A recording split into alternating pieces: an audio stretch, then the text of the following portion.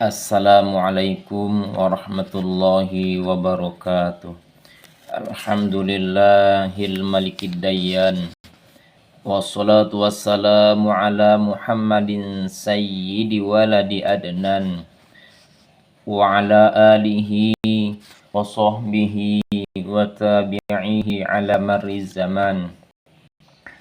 Wa ashhadu an la ilaha illallah wahdahu la syarika la al-munazzahu 'anil jismiyati wal jihati waz zamani wal makan. Wa ashhadu anna sayyidana Muhammadan 'abduhu wa rasuluhu allazi kana khuluquhul Qur'an. Amma ba'du, faya ibadallah fa inni usikum wa nafsi bitaqwallah hilmanan. Qala Allah Ta'ala fi kitabihil Qur'an, huwallazi ja'ala lakumul arda dhalulan famshu fi manakibiha wa kulu mir rizqihi wa ilaihin nusyur. Ma'asyiral muslimin rahimakumullah. Pada hari yang mulia di hari Jumat ini, di bulan Safar ini, khatib menyeru kepada jemaah sekalian untuk senantiasa menjaga dan meningkatkan ketakwaan kita kepada Allah Subhanahu wa Ta'ala dengan semaksimal mungkin. Takwa yang dalam artian sebagaimana dijelaskan di dalam tafsir Jalalain, bimtisalil awamiri wajtina bin nawahi litiqaihim bidzalikan nar. Takwa itu adalah mengerjakan perintah-perintah Allah dan menjauhi larangan-larangannya supaya terhindar dari siksa api neraka. Karena dengan ketakwaanlah setiap persoalan hidup yang kita alami akan ada jalan keluarnya. Dan akan ada pula rezeki yang datang kepada kita dari arah yang tidak disangka-sangka. Sebagaimana Allah jelaskan hal ini di dalam Al-Quran. Surah At-Tolak ayat 2 dan 3. Wa may yattaqillaha yaj'al lahu makhraja. Siapa yang bertakwa kepada Allah, maka Allah akan menjadikan baginya jalan keluar. Wa yarzuqhu min haitsu la yahtasib, dan memberinya rizki dari arah yang tidak disangka-sangka. Jemaah sekalian yang berbahagia, berkaitan dengan rezeki, sungguh Al-Quran telah menjelaskan konsep rezeki bagi manusia dengan begitu rinci dan sangat detail. Dalam Al-Quran digambarkan bahwa rezeki manusia dan seluruh makhluk hidup di muka bumi ini telah dijamin oleh Allah Subhanahu wa Ta'ala. Sebagaimana Allah firmankan, Bismillahirrahmanirrahim. Wa ma min dabbatin fil ardi illa 'alallahi rizquha wa ya'lamu mustaqarraha wa mustawda'aha kullu fi kitabim mubin. Tidak ada suatu binatang melata pun di bumi melainkan Allah lah yang memberi rezekinya. Dan dia mengetahui tempat berdiam binatang itu dan tempat penyimpanannya. Semua tertulis dalam kitab yang nyata, Lauhul Mahfuz. Dari ayat ini, Profesor Dr. M. Quraisy Shihab, seorang ahli tafsir Indonesia, dalam tafsirnya Al-Misbah, beliau menyebutkan bahwa kekuasaan, nikmat-nikmat, dan ilmu Allah itu mencakupi segala sesuatu. Tidak satu binatang pun yang melata di bumi ini, kecuali Allah dengan karunia-Nya akan menjamin rezeki yang layak dan sesuai dengan habitatnya. Termasuk di dalamnya mengenai rezeki manusia. Hal ini sebagaimana dijelaskan oleh Muhammad Ali As-Sabuni di dalam kitab tafsirnya Safwatul Tafasir. Kaum muslimin rahimakumullah, bahkan Ibnu Abbas juga menjelaskan Sebagaimana dikutip oleh Profesor Muhammad Ali As-Sabuni di dalam tafsirnya, bahwasanya Allah juga mengetahui di mana binatang itu menetap dan kemana ia akan ditempatkan setelah kematiannya. Semua itu tercatat di sisi Allah dalam sebuah kitab yang menjelaskan hal ihwal makhluk-makhluknya. Ketika Allah tidak lalai dari binatang melata dengan memberinya rezeki, maka bagaimana mungkin Allah akan melalaikan urusan manusia dengan segala ucapan dan perbuatannya. Dari ayat dan tafsiran tersebut terdapat tanda bahwa Allah Subhanahu wa taala menjamin rezeki ciptaannya. Maka bagi kita hendaknya tidak perlu riskan dan risau terhadap apa yang akan kita makan hari ini, lebih-lebih di hari esok. Dalam tafsir Al-Munir karya Imam Wahbah Az-Zuhaili dijelaskan bahwa ini adalah dalil yang menyatakan sesungguhnya Allah akan mendanggung, Allah akan menjamin rezeki bagi semua makhluknya. Namun demikian, rezeki berhubungan erat dan tunduk kepada sunnatullah di alam ini, yaitu keterkaitan antara sebab dan musabab. Untuk mendapatkan rezeki ini berkaitan erat dengan usaha dan bekerja. Maka oleh sebab itu, kaum muslimin rahimakumullah, justru sebaliknya berdiam diri, tidak mau bergerak, menyengaja diri untuk menganggur, bahkan meminta-minta sedekah, padahal fisiknya masih kuat untuk bekerja. Yang demikian itu dipandang tidak baik, kurang baik oleh agama Islam. Hal ini sebagaimana Rasulullah SAW pernah bersabda,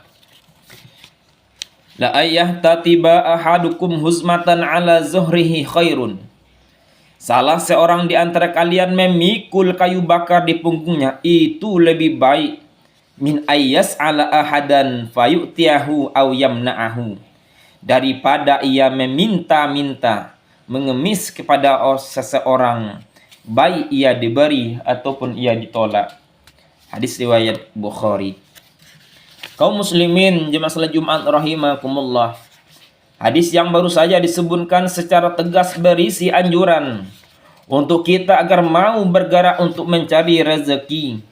Kendati pekerjaan yang kita jalani saat ini mungkin remeh menurut pandangan masyarakat pada umumnya, ataupun pekerjaan kita biasa-biasa saja, namun selama itu halal maka tidak mengapa, dibandingkan kita bergantung pada aktivitas meminta-minta kepada orang lain tanpa ada usaha, maka bekerja tentu lebih utama. Berkaitan dengan hal ini, lihatlah misalnya Nabi Daud alaihissalam yang makanannya berasal dari hasil usaha yang dikerjakannya sendiri. Lihatlah Nabi Musa yang mempekerjakan dirinya sebagai buruh selama 8 tahun atau 10 tahun hanya untuk menjaga kehormatan dirinya dan untuk mendapatkan makanan halal bagi perutnya. Begitu juga dengan Rasulullah Sallallahu Alaihi Wasallam. Beliau terkenal sebagai pedagang di masa mudanya.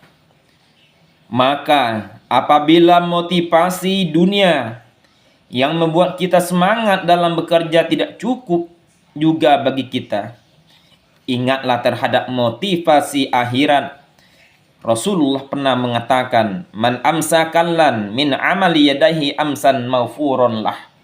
Siapa yang di waktu sorenya, siapa di waktu petangnya merasa capek, merasa lelah lantaran pekerjaan dari kedua tangannya karena mencari nafkah, maka di saat itu akan diampuni dosa baginya. Hadis riwayat At-Tabrani. Ma'asyiral muslimin rahimakumullah, adapun hasil usaha yang bermanfaat bagi kita, dapat kita pakai, bisa kita makan, itulah hakikatnya dinamakan rezeki kita. Bisa jadi seseorang kaya yang hartanya berlimpah ruah, namun selama masa hidupnya ia hanya menghabiskan beberapa harta saja. Ya, adapun sisa hartanya tersebut yang masih banyak akan menjadi hak ahli warisnya, maka itu rezeki ahli warisnya. Yang terpenting adalah soal rezeki. Rezeki tidak selalu berbentuk harta. Rezeki bisa berbentuk materi, bisa juga berbentuk non materi. Rezeki bisa berbentuk spiritual.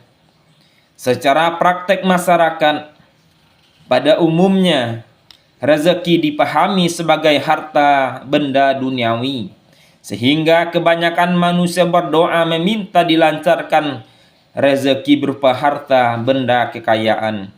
Hal tersebut tentu sangat benar, akan tetapi bentuk rezeki yang diberikan kepada hambanya tidak hanya berupa harta kekayaan, melainkan juga bersifat batin seperti kesehatan, kesalehan, kebahagiaan, ilmu, dan sebagainya.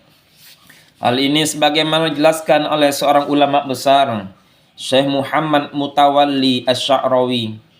Beliau mengatakan, al-malu huwa adna darajatir rizki wal afiyatu a'la darajatir rizki wa salahul abna afdalu anwa'ir rizki wa ridha rabbil alamin fahuwa tamamur rizki.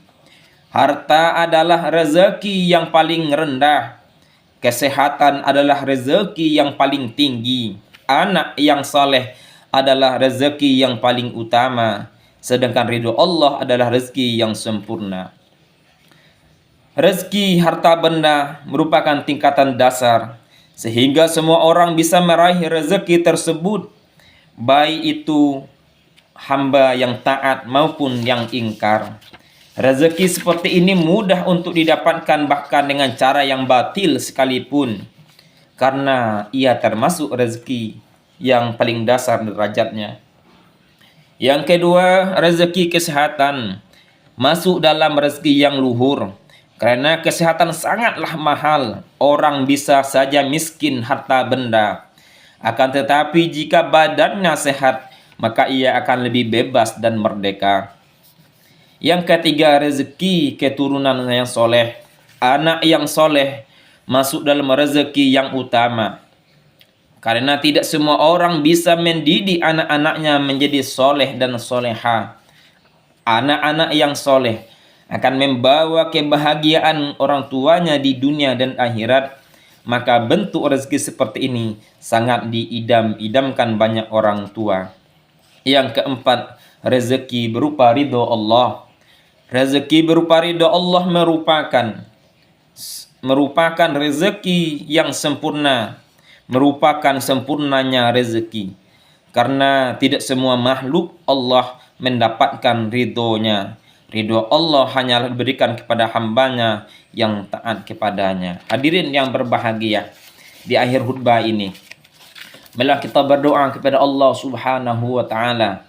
Mudah-mudahan Allah Sang Wahhab, Sang Pemberi rizki, memberi rizki kepada kita, memberi kemudahan, kelancaran kepada kita dalam mencari rizki yang halal, barokah, serta baik bagi kita, keluarga, dan masyarakat kita. Amin ya Allah ya Rabbal Alamin. Barakallahu li wa lakum fil Qur'anil azim wa nafa'ani wa iyyakum bima fihi minal ayati wa zikril hakim wa taqabbalallahu minni wa minkum tilawatahu innahu huwal ghafurur rahim.